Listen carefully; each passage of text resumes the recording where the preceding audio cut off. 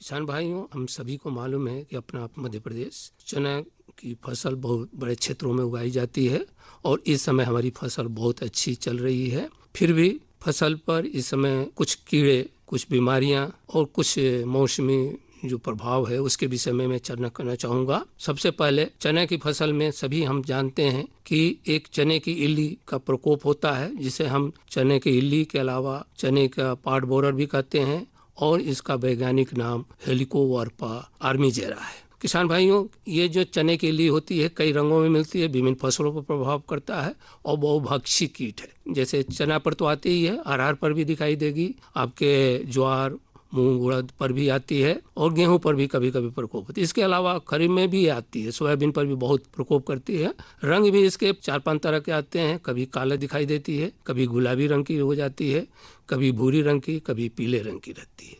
खास पहचान है इसका जो शरीर है खंडों में विभाजित रहता है और खंड के दोनों बगल में एक पीले और सफेद लकीर होती है। ये तो इल्ली की पहचान होगी। इल्ली अगर बड़ी है तो करीबन 35 मिलीमीटर माने लगभग 3.5 सेंटीमीटर के लगभग लंबाई हो जाती है और ये शंखी में बदलती है इसके बाद। और इसका जो पौड़ होता है, तितली होती है, माथ जिसको हम कहते हैं, ये भूरे रंग की होती है और पंख जो है हल्के पीलापन भूरे रंग की होती है और पंख के बीच में एक काला निशान स्पेक होता है। वो अग्र पंख को थोड़ा पलट कर देखेंगे तो काला धब्बा भी दिखाई देता है। प्रकोप भी बहुत होता है, हर साल होता है, कभी कम कभी अधिक हो सकता है, लेकिन इस साल भी आने की पूरी संभावना है। इसके लिए मैं तो कहूँगा कि जब भी किसान भाई चना बोते हैं या अन्य रबी फसल बो रहे हैं, चिड़ियों को बैठने के खूंटियां लगाएं जिससे चिड़ियां बैठें और इल्ली को बिन बिन करके खाती रहें।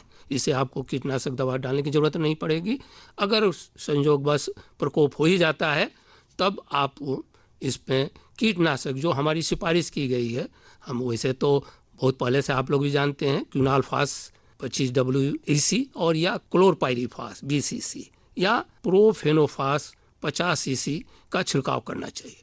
ये जो कीटनाशक हैं, पानी की मात्रा 500 लीटर लगेगा हर हालत में। दवा की मात्रा भले थोड़ा कम कर लें, लेकिन प्रोफेनोफास 1.5 लीटर तो लगता ही है और वैसे ही 1.25 लीटर से लेकर 1.5 लीटर क्विनाल्फास या क्लोरपाइरीफास लगेगा। इसके अलावा इमामेक्टिन बेंजोएट, ये दानेदार कीटनाशक है, 180 ग्राम से लेकर के 200 ग्राम प्रति हेक्टर इसका घोल बनाकर छिड़कते हैं। पानी की मात्रा वही हमने कहा 500, अगर अधिक समझते हैं तो 400 से 500 लीटर जरूर रखें। अब मैं थोड़ा सा और भी बात करूं कि इस समय मौसम को देखते हुए तापमान बहुत नीचे जा रहा है और तापमान को देखते हुए पाला, तुषार जिसको आप लोग कहते हैं, ये पड़ने की संभावना है। वैसे भी वैज्ञानिकों ने देखा है कि दिसंबर के आखिरी 3-4 हफ्ते में इसका प्रकोप की संभावना अधिक रहती है। इसी तरह से जनवरी में भी तीसरे हफ्ते में अधिक है। फिर भी हमें सचेत रहना है।